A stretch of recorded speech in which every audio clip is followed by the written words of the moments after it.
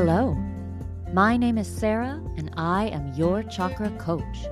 On this podcast, we'll be exploring how the chakra system can help guide you to grow your emotional, mental, physical, and spiritual wellness, leading you closer to your highest self. Welcome, welcome. Thank you for being here this week and every week for those of you who've been listening for a while. I hope that you're doing well. It is getting colder and darker in the Northern Hemisphere where I live. And I don't know if you remember my episodes on seasons and the chakras, but this is a time of inward energy, a time to sort of power down and recover, to prepare for the coming season of growth. It's a time for rest.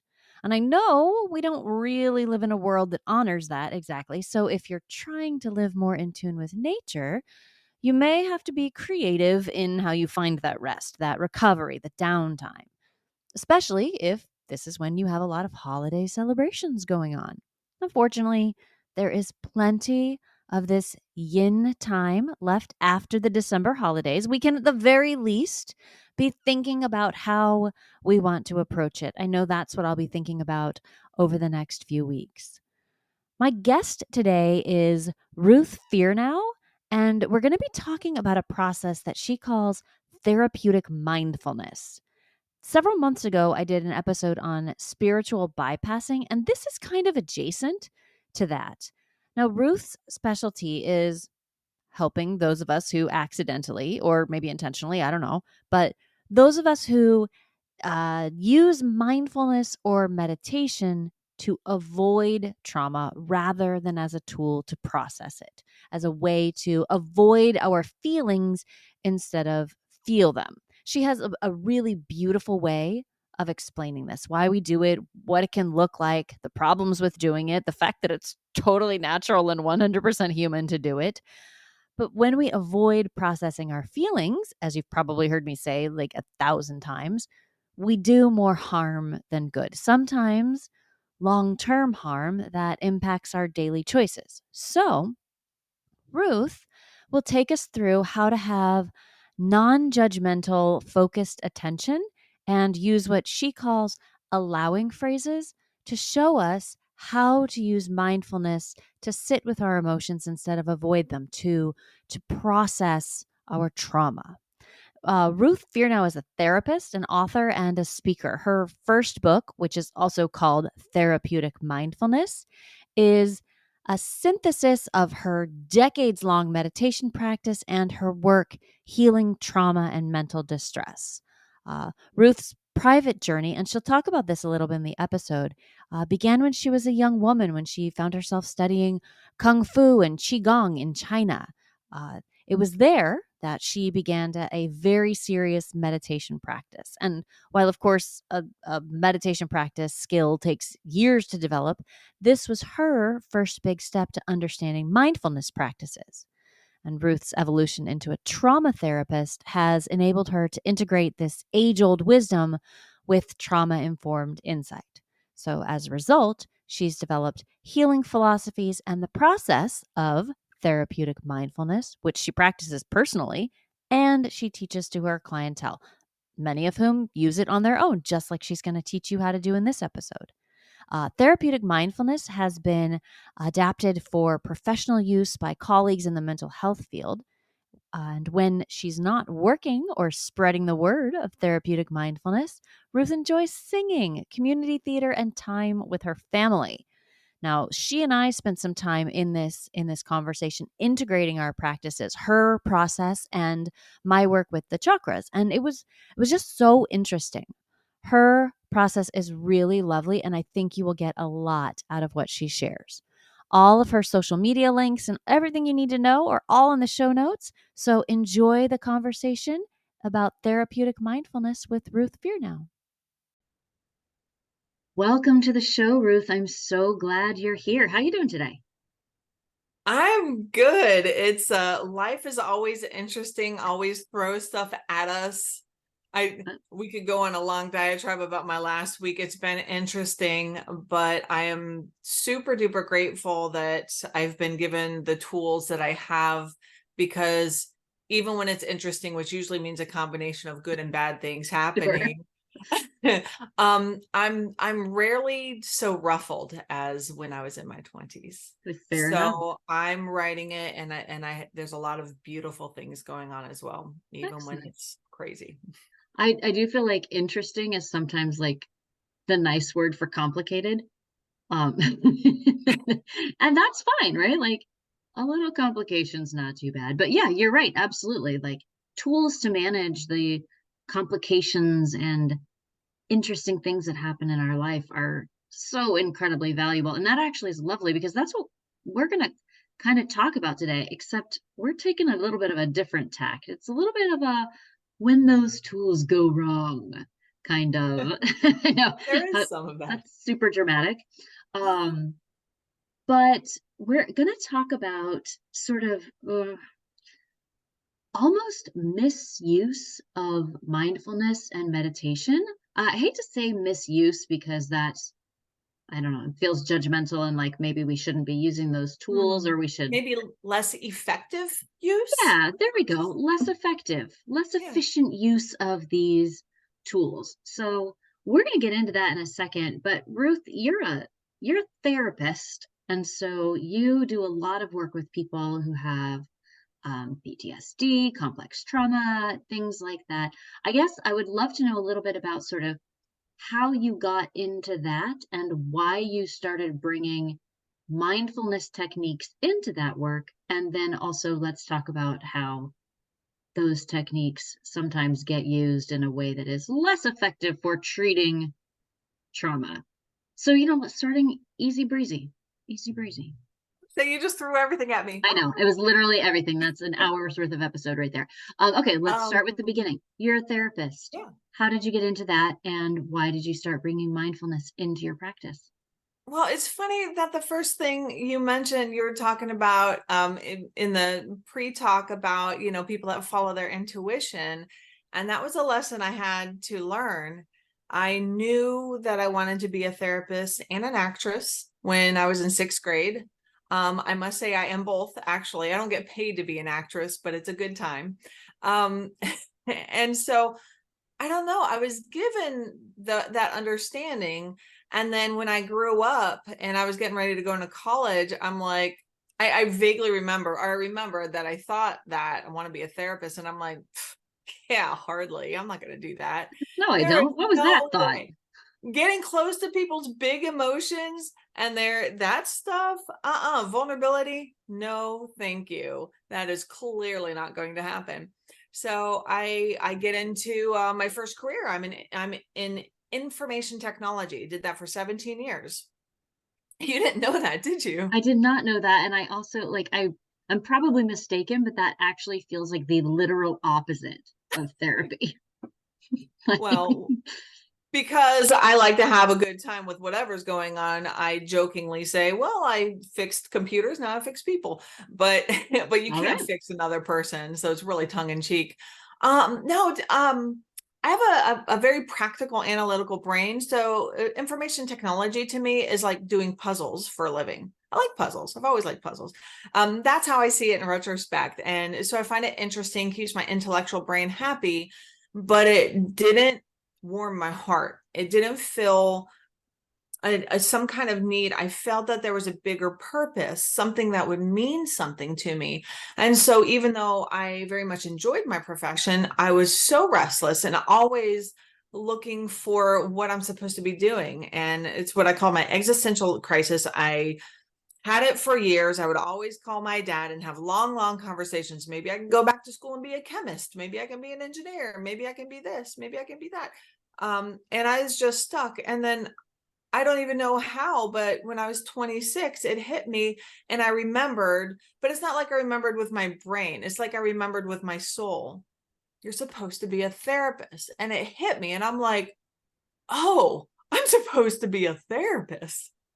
And once I remembered it with my soul, it was just like I never turned back. And it's funny, if you knew how practical I am, even me talking about remembering something with my soul might sound strange to people unless you're somebody with a, like strong left brain tendencies who has gotten to the point where they listen to intuition.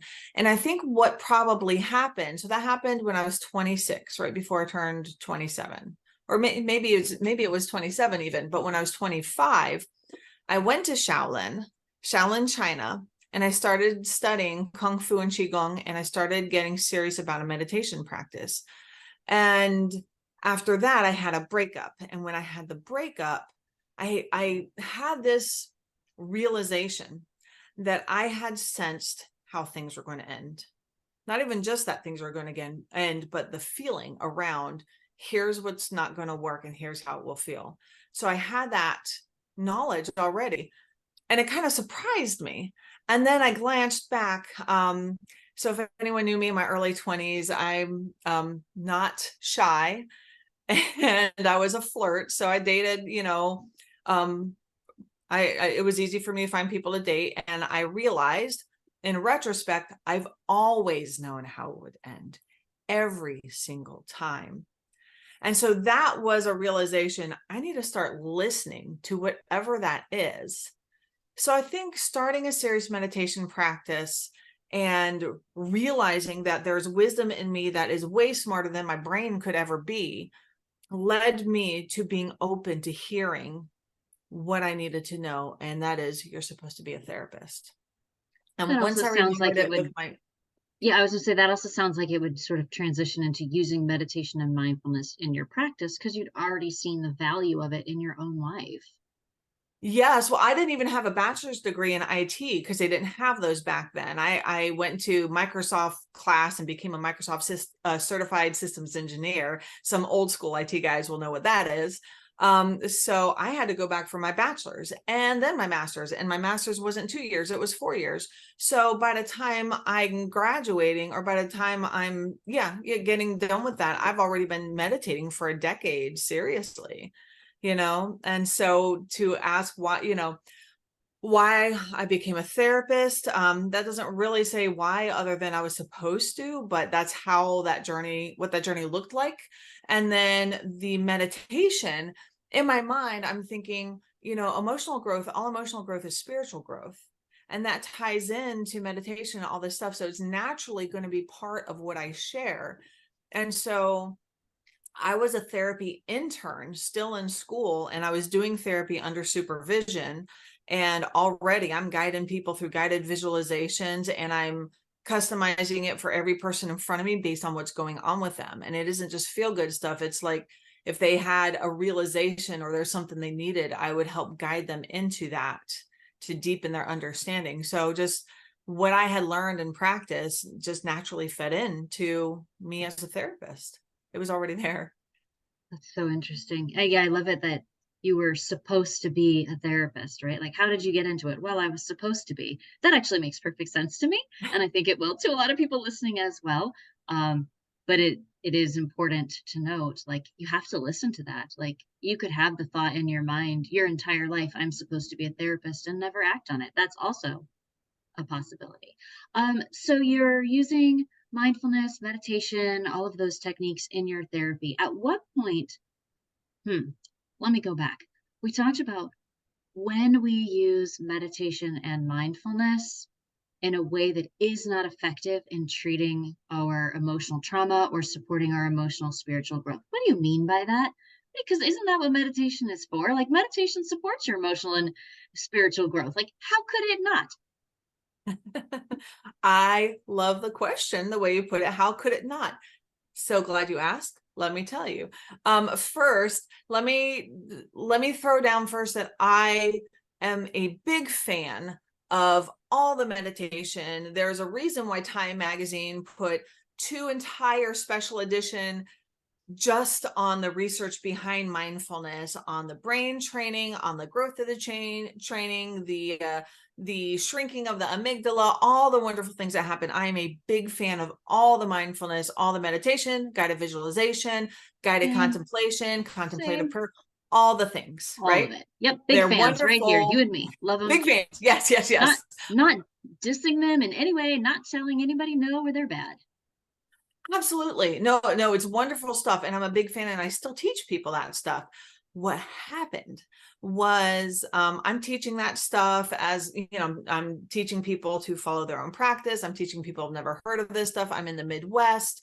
Some people think that mindfulness or meditation or any of the related practices are specific to religion that's anti-Christian. And so they need some education. I would have people go on YouTube, look up Christian guided meditation, and a whole bunch of stuff pops up. And I say, see, it's not just for Buddhists anymore, or literally whatever for you think everyone. it is. It's for anyone Right. that wants to participate in it is who it's for. Yeah. It's theology independent. It's just a wonderful tool. It can be just straight scientific.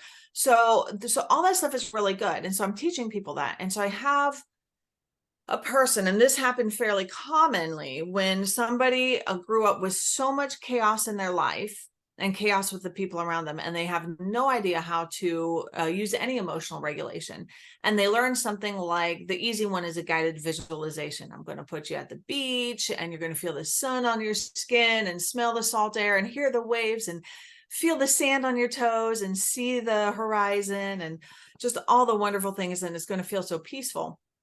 And people that have never had emotional regulation, some of them are so amazed by the simplest exercise, and they think, this is it. This is what I've been looking for. I haven't felt this peaceful in years. This is what I need to do.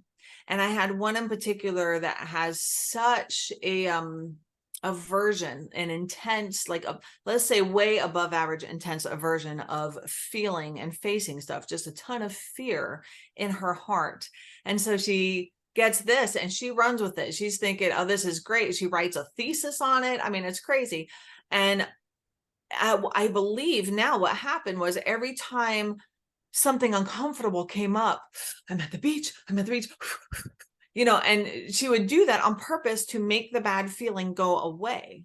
Yeah. And now it's avoidance. In fact, I submit that it is not mindfulness, because mindfulness is non-judgmental focused attention. And the minute you judge this feeling as bad, you are no longer mindful, you are avoidant. I think that is such an excellent point. You cannot be mindfully avoiding your feelings, because mindfulness and avoidance, it's are opposites, right? Those cannot exist at the same time. Right. And The so, fact of avoidance brings in, there are core beliefs. That's bad and scary. I shouldn't feel that. I can't handle it. It's too much for me. It will break me. These are judgments. yeah. And mindfulness doesn't have judgment. You can be very mindful on something that's very pleasant and in the present moment. But if you're doing it to force a feeling away, something is different, and you're giving yourself messages that that feeling is too big or too scary or too terrible. And now you're actually reinforcing fear. And that's something people don't know. Yes. And I think people do that with anger too, right? We expect that anytime we feel anger, oh, I shouldn't feel angry. Oh, I should be peaceful. I'm a spiritual person. Spiritual people don't feel angry. And so then we try to meditate our anger away. Which Yes. I know from personal experience, I used to feel that way too, until I realized that sometimes, like, spiritual people do get angry. There's a lot of unjustness in the world that I want to be angry about, right? Right. Like, that's like, if I just meditate it all away, who's going to change things? But anyway, so people, to avoid fear and discomfort and hard feelings And anger. and anger and past trauma, and to avoid thinking about past trauma, that kind of thing Yes. too. Yeah. Past, present, future. Oh, Oh my God, interesting. I'm so afraid I might get fired or they might leave me. Avoid anything that feels bad. Yeah. Anything that feels bad. So we meditate in order to sort of calm our emotional, to calm our nervous system. But what's the harm in doing that? Tell me how that actually harms our mental health and our emotional health. I'm a firm believer that we have to address both sides. You can Like, say you're going through a lot of chaos in life. You can do a meditation on something very calming, a very calm focus, because I need a few moments where my brain is not going nuts and I get to rest. Mm-hmm. What do you do for the next 6 days and 30 and 23 and a half hours? Or what do you do for the next 23 and a half hours? Is it only that? Do you only avoid? If you spend some time facing and acknowledging your feelings, and you spend some time filling your cup, you're okay, right? But if you never acknowledge your feelings, if the moment comes up, you're like, oh gosh, okay, I'm at the beach. Let me slow breathe. Like if there's 0 times that you acknowledge the bad stuff, your brain is not stupid. It knows you're avoiding and is going to let you do it, but so long before it calls you out on it. What does that look like? That's exactly where I'm going. Good. Oh, good. Because what you push down pushes back. So I like to take these cloth cubes, right? If anyone's ever seen these cloth cubes that go in these little cubbies, and if I'm stuffing things in here and it gets so much, and then I have like on top of this a blanket, and I stuff it so hard and it's bulging at the sides, and I'm like, no, I can't see it directly. I need to shove it down.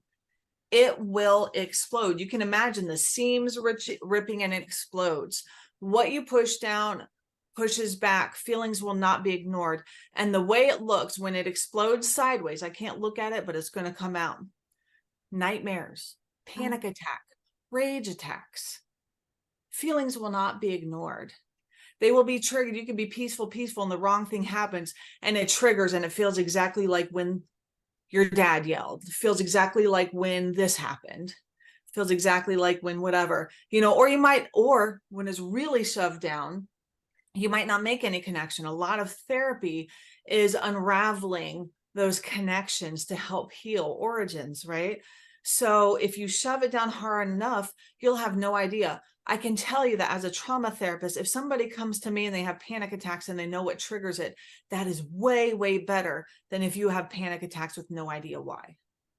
And when someone has no clue, I think, oh, shoot. Okay, so sometimes we have no idea what triggers it because we've spent so much of our time and effort pushing it down and hiding it from ourselves.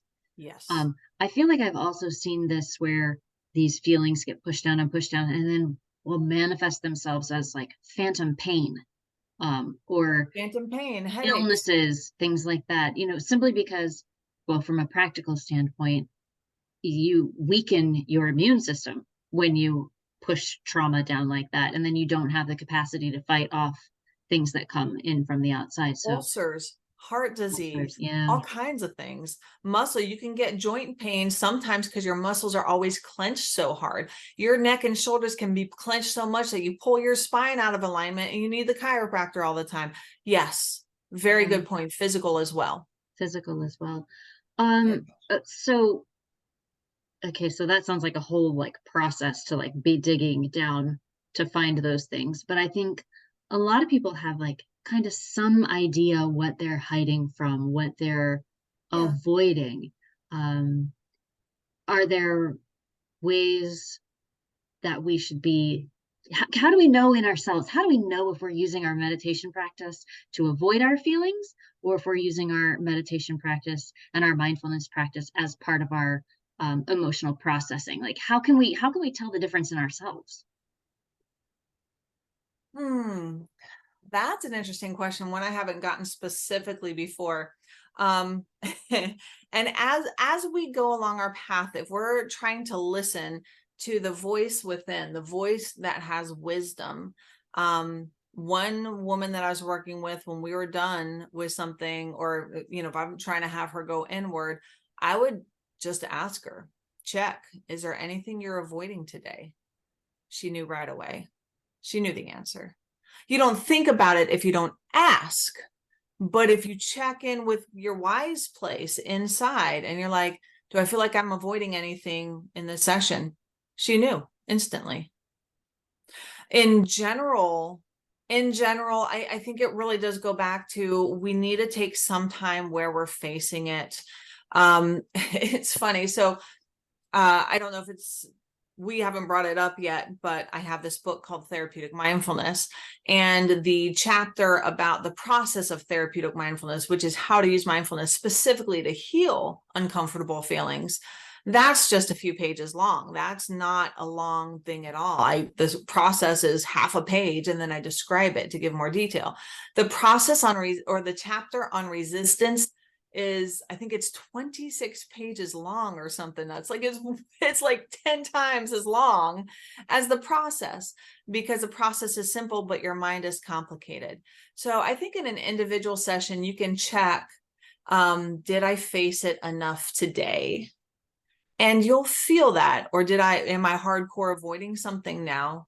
And you'll feel that, and you only have to do a little at a time. But in general, if you're taking some time, I think we got to fill up the tank. We got to do the good stuff, but you got to spend some time addressing the hard stuff. Yeah. And if you're spending some time doing that, and it doesn't have to be a lot of time, but you do have to be doing it. If you're doing that work, your brain won't store up and explode the same way. It knows the difference. Do you think that that's kind of a common human reaction to do that sort of cover up work? Like, I feel my God. That is, yeah. I feel like for a lot of people, that's sort of a knee jerk response. Like you have a bad feeling. You know what? It's like, I don't know if that's like human, or if that's like cultural and societal, or if it's just like, it makes you feel bad. I don't know. I believe it's absolutely instinctual. There is, so the way I describe it in my book, again, it's funny because this is how I see it. Feelings are like a hot stove. If you touch it, you jerk back. Boom, automatic. And so hopefully I'm really glad you asked that, because I want everyone to hear, if they're recognizing parts of themselves in this, the last thing I want for them to do is feel shame. Everyone does. You know who does it? Who's got a lot of experience and still does it? And has two thumbs, trauma therapist. Even when I do my process of therapeutic mindfulness, if I go into where the feeling is in my body and I know what to do and I know the process, and so I do that, and then I'm looking at the feeling and I've realized I still have to tell myself in words inside my head or out loud, but I still have to say it. Let the feeling be there, because there's a little part of me is like, I don't like that, and I have to tell myself, let it be there. And then I can relax into it. So I'm like, I was doing this for years and realized that I still have to do that, because our default reaction is, that's icky. I don't like it. Yeah. So it's really not about, do we avoid? The answer is clearly yes. And I absolutely don't think it's cultural. Now, culture will, and this could be family culture, what your family taught you, or in general cultural, like men are allowed to feel certain kinds of feelings and not, same with women. So there are cultural things. There are things that we learn where very wise parents or mentors or teachers can sometimes teach us more about how to lessen our avoidance and face more, and some will reinforce it, and we will have walls and castles and cities built up around our little vulnerable parts of us. So it can be a lot better or a lot worse, but is it human? Yeah, 100%. Do you have something to say that the world needs to hear? Of course you do. If you want to turn your ideas into a podcast, Spotify's got a platform that lets you make one super easily, then distribute it everywhere, and even earn a little money. All in one place, for free. It's called Spotify for Podcasters, and here's how it works. Spotify for Podcasters lets you record and edit podcasts right from your phone or computer. So no matter what your setup is like, you can start creating today. Then you can distribute your podcast to Spotify and everywhere else podcasts are heard. Video podcasts are also available on Spotify. With Spotify for Podcasters, you can earn money in a variety of ways, including ads and podcast subscriptions. And best of all, it's totally free with no catch. I like it because it's easy to use and to get support when I need it. Download the Spotify for Podcasters app or go to www.spotify.com/podcasters to get started. 'Tis the season to shine with H&M. Discover the holiday collection and find fashionable pieces for your wardrobe or for under the tree. Get inspired and dazzle with this year's glam. From tuxedo styles, bow detailed pieces, impressive prints, and more. From unforgettable looks to unforgettable gifts. With fashion finds to home decor, find it all at H&M. Treat your loved ones and yourself this season. Shop in-store or at hm.com. Can I ask you, we talked about sort of the dangers of not processing the feelings or not addressing those, but what are some of the benefits of doing it? Let's talk about like coming out on the other side and what do we get out of it? So a lot of people hear about post-traumatic stress. And that's when, we have a traumatized thing and we're still carrying all that with us. But what we don't talk about is post-traumatic growth. I feel myself glowing and buzzing inside when you talk about this, because I don't get burnt out as a therapist. I don't feel heavy when someone unloads really nasty trauma. I've heard some hideous things that you can rarely even find in a movie. And the movie that would have it's probably so tough that not many people would watch it. You see hints of it in a movie like Precious. If you've ever seen that, that's heavy, right?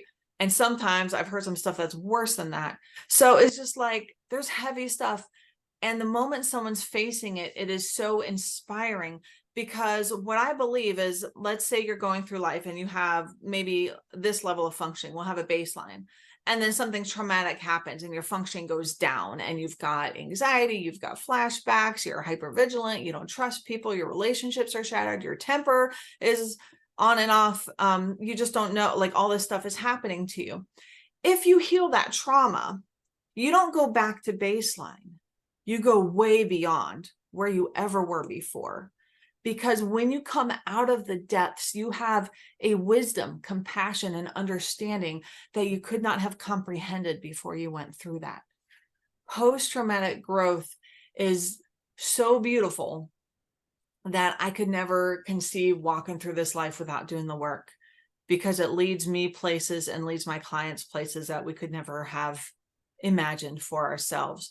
Being comfortable and still feels maybe more safe, short term, but it is not as fulfilling and wonderful as this interesting wild ride that we have. So benefits, I probably go on and on forever, but just hopefully it's enough to say I have no doubt that I would never live the other way. Yeah, just the massive growth. And I love that term, post-traumatic growth. And I've also heard it called post-traumatic optimism. And the I guess the idea of it's that annoying thing where people like are looking on the bright side of their tragedy, right? That's post-traumatic optimism. But it's only annoying watching it if you don't understand that they've been if you're not there, very dark places to get to where they are. They're not, hopefully most of them aren't repressing all of the terrible things and pretending to be optimists. They've actually gone through that dark valley, that cave, and come out, clawed themselves out and up the other side. The level of trust in yourself that comes from doing the work, I feel like cannot be overstated. Would you like to discuss that? Like, talk about the level of trust your clients get with themselves. I love this so much. Core beliefs. I mentioned core beliefs before. We have our beliefs, but our core beliefs about ourselves and the world. When we are using anything to avoid our feelings, I mentioned core beliefs that are inherently part of that process. This is too much for me. I can't handle it. I shouldn't have to handle it. This will overwhelm me. I will break. These are the kinds of things we believe when we're avoiding something. If we're avoiding it, part of us is affirming that is really scary. It's too scary for me. And every time we do that, that belief builds. Every time we face it using some technique, some method, some way that gets us to the other side, and we have a sense of healing, it starts to build different core beliefs. And when people do it again and again, they start to believe, I am not too much. That's a big one. I can handle these feelings. They won't overwhelm me. I won't break. I am stronger than these. I am resilient. I am powerful. I am stable. They start to believe that they are bigger than the feelings and that they are resilient. And when they start to really trust themselves, life changes. That's true. Yeah, absolutely. And there's such a big difference between this is scary and this is too scary for me, right? Like, because Yes. some things are objectively scary. That's not wrong. That's true. Yeah. But the level of trust you build in yourself means that this is not too scary for me. It's Yeah. scary, but I can do it, right? And I think I can do hard I things. can do hard things, exactly. So you sort of detail this process in your book, which you touched on, and thank you for that, because I want to talk about that. Therapeutic mindfulness is what you called it. And we talked about like using mindfulness to avoid, and your process is to use mindfulness to process, to work through. Yes. Can you So it's a step-by-step process. Tell me a little bit more about the process. Okay. So the process is about when you have a bad feeling, whether it's triggered or you just feel bad right now, and you want to work through that. Where are your feelings located? Where can you find them? When you're angry, how do you know? When you're upset, how do you know? Like sensations in the body, typically, is how I think of them. There you go. So for example, if someone's anxious, let's do anxiety. What ways do you know of that showing up? Anxiety could show up as a racing heart. It could show up as a cold, heavy stomach. It could show up uh, uh, racing thoughts, pressure against the inside of my Oh, skull, right? Like, so nice, just, nice. yeah, no, this is for a friend. This isn't me. No, I'm kidding. It's totally me. It was So funny. No, I found it interesting when I first had someone respond where it was in the head, but there was actually a feeling, not just the thoughts. And it's always when it's in the head, it seems to always be pressure. It's a yeah, really interesting thing. So absolutely wonderful examples. Thank you so much. Yeah, it's funny. I find when anger is I'm still working on whether this is an always connection, but sometimes when anger is coupled with hopelessness, it goes to the gut and it twists. mm, Whereas when it's in the heart or in the chest, there's like, I could run. There's a potential action. Anyway, but it may or may not be. It may be very different. Some people it's very abstract. But the point of this is emotions are in the body. So mindfulness, my definition of mindfulness, as I mentioned, non-judgmental focused attention. So when we have a negative feeling, we can use mindfulness on the feeling, but the feeling is not in our head. We get caught into trying to understand why. Let me analyze. If I just find out the source, then I can fix it and I won't have to feel bad. No, you still have to work through the feelings. I don't know what you're talking about, Ruth. I've never felt that way before in my life. I love that. One of my favorite things is when people are really stuck on that, I'm like, so if you knew why, would you feel better?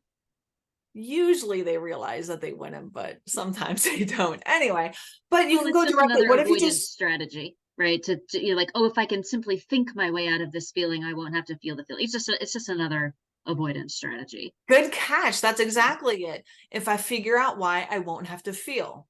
False. So what could we do? You already have the feeling, just go right to it and fix it.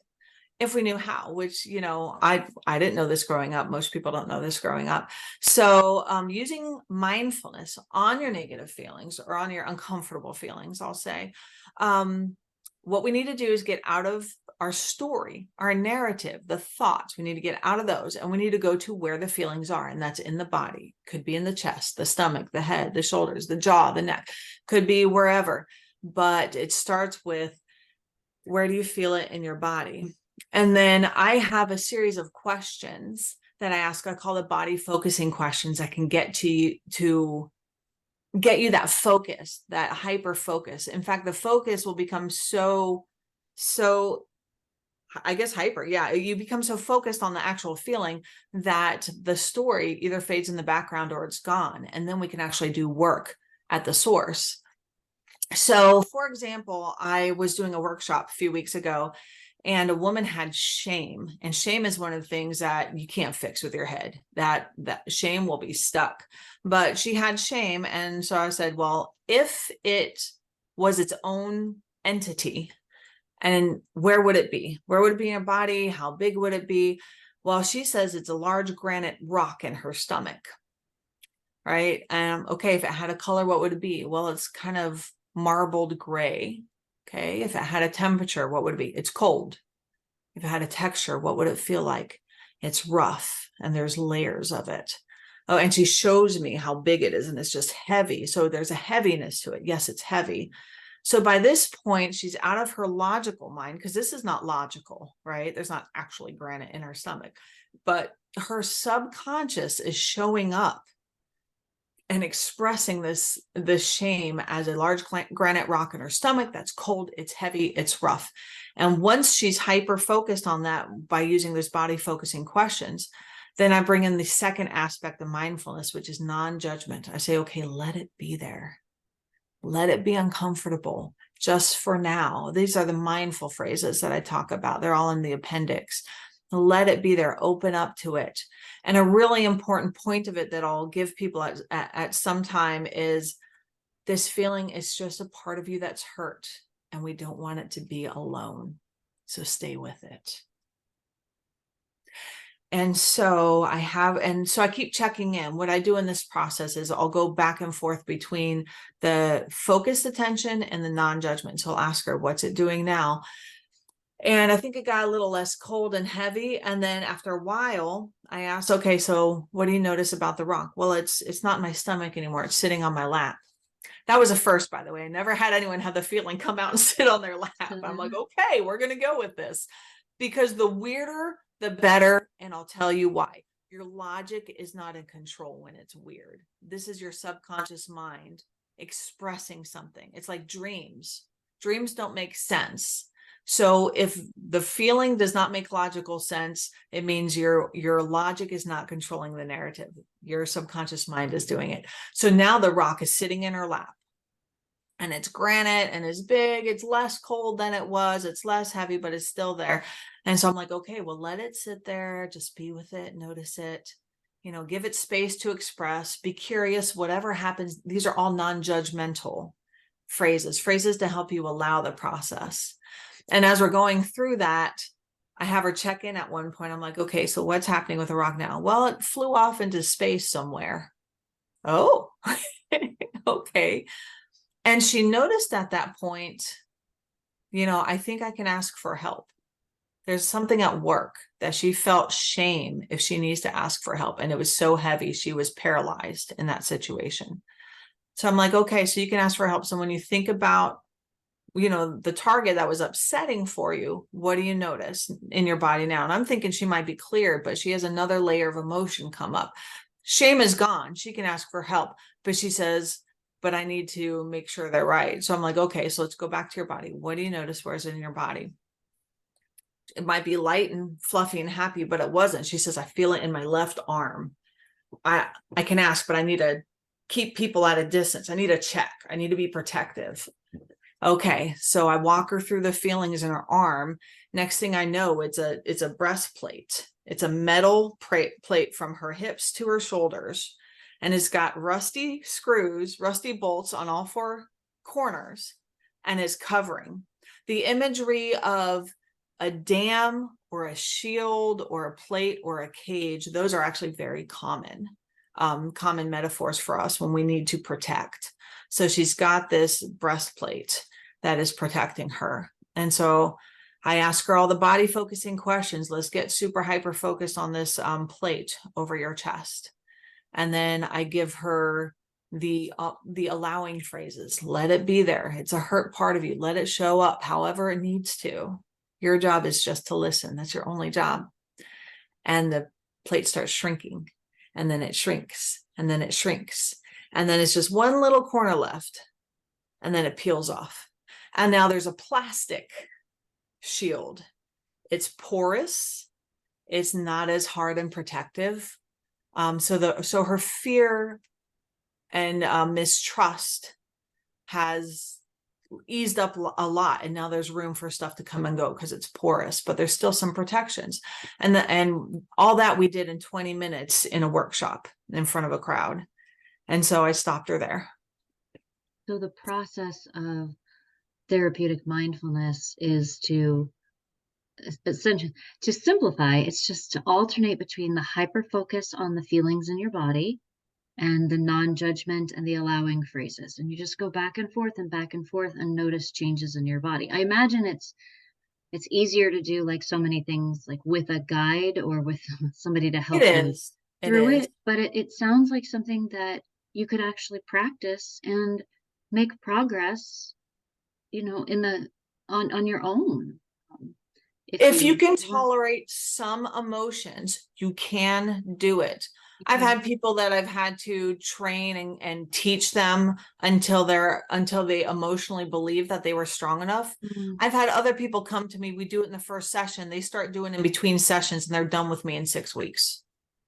Yeah, I've I had both. imagine, yes, I could see that. And I also, if the trauma is very deep-seated or highly traumatic, then having a trained guide, a trained therapist there would be, to me, I think essential, honestly, Yeah. because of And the even if just the you're safety issues. It is. And even if you're working through that deep stuff, if you can tolerate some emotion, you can be doing your own work in between. You Mhm. could have 1 or 2 sessions in between therapy sessions and be moving a lot faster. Or something could come up in therapy and you can work on the emotions in between. And just small bits of time, half an hour. Yeah, like you Half said, an you don't hour have is to be doing this all the time. And you can use, I mean, now we're going to call it the like avoidance mindfulness to get a minute, to get some rest. And there's nothing wrong with that. It's just also spend time doing this other Yeah, process. one thing I'll do with people when I'm working on this, because again, your mind knows if you're only using it to avoid, but you need to fill the tank. You need fuel to do hard work, right? We need fuel to go the distance. So what happens at the end? So this woman, she still had a porous kind of a shield. It's softer, it's less intense. Porous means some stuff can go in and out, but there's still some protection, and that's okay. And so at the end of a session like that, where whatever we're working on is not completely resolved, I tell the person, I want you to say goodbye to the feeling, tuck it in, whatever it needs. Does it need a cozy place to go? Does it, especially if it feels very young, does it want a blanket and hot cocoa? Does it want the beach? But just let it, so there's sometimes we can play with that. But basically I say goodbye to the feeling, but let it know you're going to come back. And especially if it's somebody's first time and there's an unresolved feeling, I'll say, let it know that you're learning how to listen to it and you're going to come back and help it again later because you don't want it to be alone. And there's such powerful, kind messages. Sometimes people that do this tell me they have never felt listened to the way they have this way, because I can listen to them all day long, but they feel it, they internalize it, they're doing it for themselves in a way they never knew how to do. So if the feeling's still there, just say, hey, I see you're there. I'm going to say goodbye now, but I'm going to come back and we're going to keep working so you can feel better. Is that okay? And you'll get a sense. Sometimes the feeling's like, I don't know, this is the first time you came around, we'll see. And that's okay. But usually when you listen and say that's okay, it starts to say, maybe she will be back. And there's a comfort there. So yeah, you've got it spot on. And I do want to let everyone know. So I mentioned a book. Yes, I have a book. Yes, you can buy it. But the process that I just mentioned, if you just want the bare bones process, all those I have in downloads. The appendix is on my website and it's free. Anyone can take it. Take Yeah. it, do it, try it, please. You'll seriously go Pretty take a please. look because it's you just said it was bare bones, but it's actually fairly extensive. It details pretty clearly how to Good. do this process, I thought, when I went and looked at it. Well, this has been just beautiful and enlightening, and I just appreciate that the work you're doing and all of that so very much.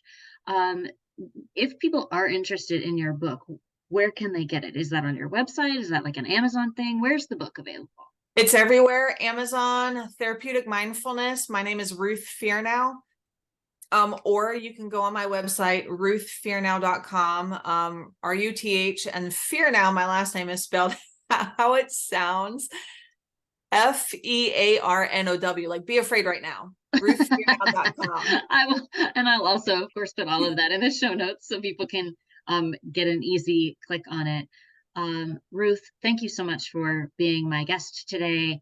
This has really been a pleasure, very insightful. So thank you. Thank you, Sarah. It was wonderful. I really appreciate it.